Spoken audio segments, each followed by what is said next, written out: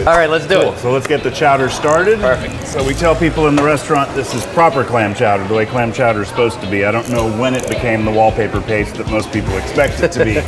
But this That's is a lot of garlic. We use a lot of garlic here. We use a lot of everything here.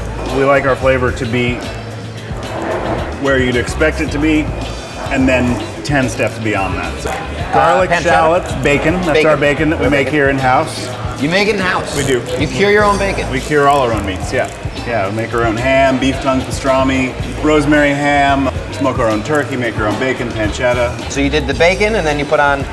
Olive oil. Lots and lots and lots of olive oil. So, and these are purple potatoes. We're gonna throw that in the oven, get that sweating a little bit. As with everything we cook, this is all we got, are these two ovens. It's cold or it's oven? That's it? Yeah. Jeez. Let's have a look at our potatoes and garlic and shallot. Those are looking nice. Add our clams in there. Add some white wine.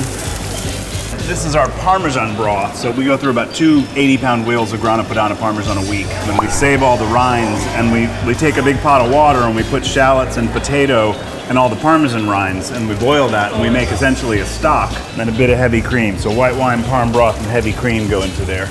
Let's have a look at our clams. Those are all opening nicely. The doneness of this dish is kind of determined by when the potatoes are done. So that's perfect timing. I'm at home, I don't have a wood fire oven. What do I do? Typically, this is just done on a stovetop. Yeah. It's just done. Just throw it on the stove. A little bit of butter, a little thyme, a little salt, pepper. Hit it with a little bit of lemon. I like the thickness of that. You don't want it too thick, but the starch from the potatoes, just tighten it up just a little bit.